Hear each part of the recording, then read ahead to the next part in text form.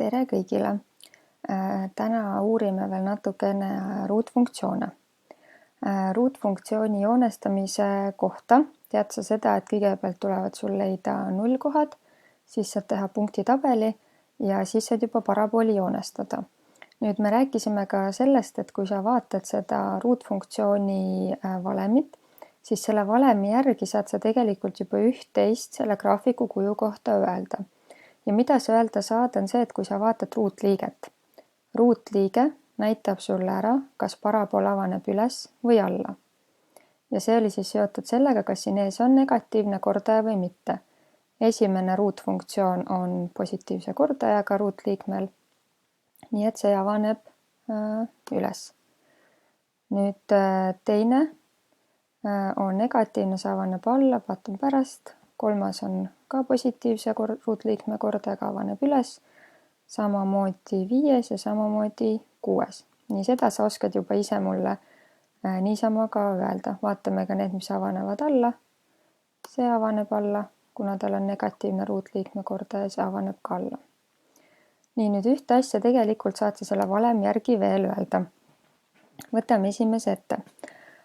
Me näeme, et tal on midagi ühist veel siin valemis ja siin joonisel.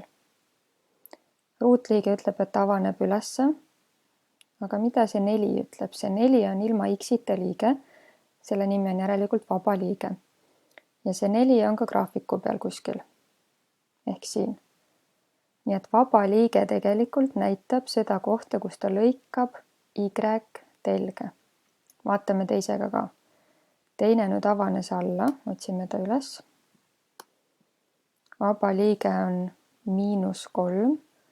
Järelikult parabool lõikab y telge -3 juures. Vaatame edasi. Kolmas. Kolmanda valemis, kus on vaba liige? Vaba liiget ei ole. Kui vaba liiget ei ole, siis see on 0. Järelikult see parabool peab lõikama y telge 0 ja nii ongi. Neljandal on vaba liige -2. Järelikult ta lõikab y telge -2 juures, klapib. Eelviimasel on vaba liige 1, lõikab y telge 1 juures ja kõige viimasel on vaba liige -3, ehk siis ta peaks lõikama y telge -3 juures. Nii et edaspidi saad sa valemi järgi öelda siis kahte asja. Esiteks, kuhu ta avaneb, kas üles või alla, ja vaba liikme järgi saad teada, kus ta lõikab y telge. Ole hea, pane see lause endale vihikusse kirja ka. Ruutfunktsiooni vaba liige näitab, kus parabool lõikab y telge. Nii, lähme ülesande juurde ka.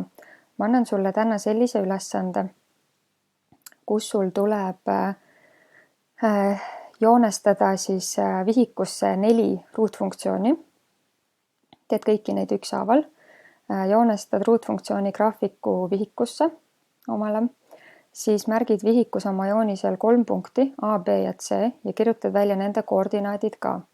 Võid valida näiteks nullkohad ja haripunkti. Kui nullkohti pole, võid valida haripunkti ja mõneti 12 punkti. Ja siis siin samal ekraanil tuleb sul ka siis see joonistada, aga mitte enam GeoGebras, vaid selles programmis, mis ma sulle ette lingi annan. Näiteks sul tuleb selline funktsioon siia ette. Nüüd selle järgi oskad sa arvutada välja siis omale vihikusse nullkohad, oskad teha punktitabeli, teed vihikusse selle joonise ära ja oma vihiku joonise pealt vaatad siis need punktid, kus sa siin täpselt vajutama pead.